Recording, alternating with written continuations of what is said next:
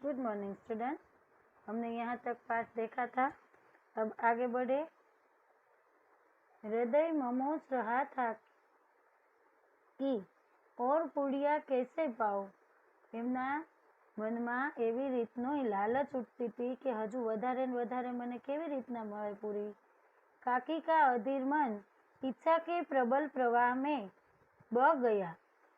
આમ ઈચ્છાઓને સંતોષવા માટે કાકીનું જે પ્રબળ મન હતું એટલે લાલચી મન, આજે બહુ જ પૂરી જોઈએ છે એમ, કેમ પહોંચવું એની સુધી। ઉચિત और अनुचित विचार जाता रहा। सारो અને खराब, उचित और अनुचित, लव नो लव, करूँ नो करूँ एम ये विचार आव्या कर्यो। वे कुछ देर तक उस इच्छा को रोकती रही। थोड़ी वार माटे एने ई इच्छाओने रोकी राखी। सहसा लाडली से बोली, ते लाडली ने एने कीधु, मेरा हाथ पकड़कर वे वहाँ ले चलो। मारो हाथ पकड़ीने मने त्यां लई जा, जहाँ मेहमानों ने बैठकर खाना खाया, ज्यां मेहमानों बेसीने जमता हता। लाडली उनका अभिप्राय समझ न सकी। लाडली का एनी बात समझी न सकी। एने एम के केम बोलावे छे एम काकी, एटले एने बात करी। उसने काकी का हाथ पकड़ा और ले जाकर जूठे पतलों के पास बैठा दिया।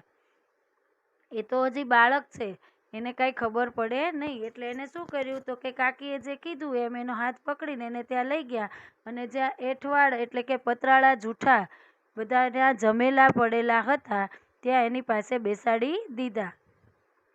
કાકી પતલો સે પૂડિયા કે ટુકડે ચૂન ચૂન કર ખાને લગી। આમાંથી આ એઠવાડમાંથી કાકી પૂરીના કટકા ગોતવા માંડ્યા। ओ दही कितना स्वादिष्ट था।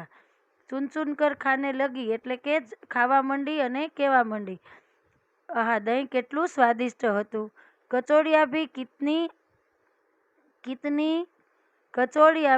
कितनी दिया। કેવી સરસ કચોરી અને કેવું સરસ દહીં। સલોની यानी કેવી સરસ એમ। ખસ્તા કા કિતના સુકોમલ, એ પણ કેટલું ખસ્તા જે છે જે જમવાનું ભોજન છે એનું નામ છે, એ તો પણ એકદમ સુકોમલ એટલે પોચું છે। काकी बुद्धिहीन होते हुए भी इतना जानती थी कि मैं वह काम कर रही हूँ जो मुझे कदापि न करना चाहिए।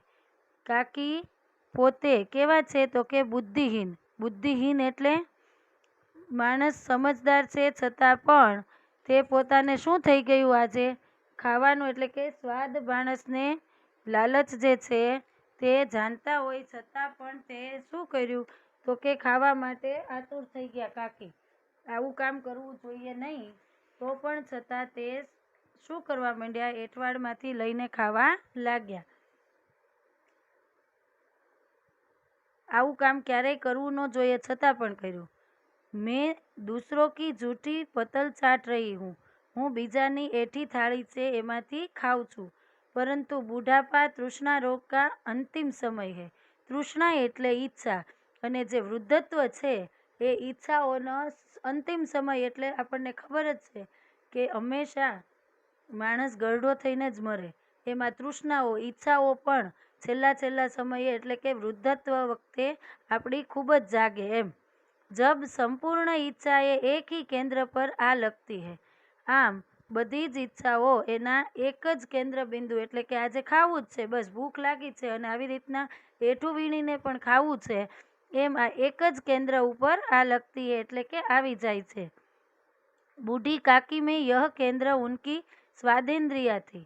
बूढ़ी काकीમાં સ્વાદેન્દ્રિયા એટલે કે મનની ઇન્દ્રિયો જે છે તેને શું હતું તો કે આજે એને બસ ભૂખને વધારવી છે અને પોતાની જે પેટનો ખાડો છે, જે ઈચ્છાઓ છે એ એને સ્વાદેન્દ્રિય જે છે પોતાને એ એને શું કરવી છે તો કે પોતે આવી રીતના પણ જૂઠી પતલ ચાટીને તે આજે કાકીનું કેન્દ્ર શું હતું તો કે પોતાની સ્વાદેન્દ્રિય, પોતાની એવી ખાવાની ઈચ્છા એમ। ठीक उसी समय रूपा की आंखें खुली અને આવા જ સમયે રૂપા જે હતી બુદ્ધિરામની પત્ની એ સૂતેલી હતી એની આંખો ખુલી। उसे मालूम हुआ कि लाडली मेरे पास नहीं। એને ખબર પડી કે લાડલી મારી પાસે, એટલે લાડલી એટલે એની દીકરી સૂતી નથી। चौकी चारपाई के इधर उधर देखने लगी कि वह नीचे तो नहीं गिर पड़ी। चारपाई એટલે ખાટલો, એની આજુબાજુમાં જોવા માંડી। ચોકી એટલે એકદમ અચાનક બે आश्चर्यમાં पड़ी गई कि लाडली क्या गई, आजूबाजू જોવા માંડી। उसे वहां ना पाकर वह उठी तो क्या देखती है, એને ત્યાં ન જોઈ અને ઉઠીને જોયું તો તે શું જોવે છે कि लाडली जूठे पतलों के पास चुपचाप खड़ी है और बूढ़ी काकी पतलों पर से पुड़िया के टुकड़े उठा उठा कर खा रही है।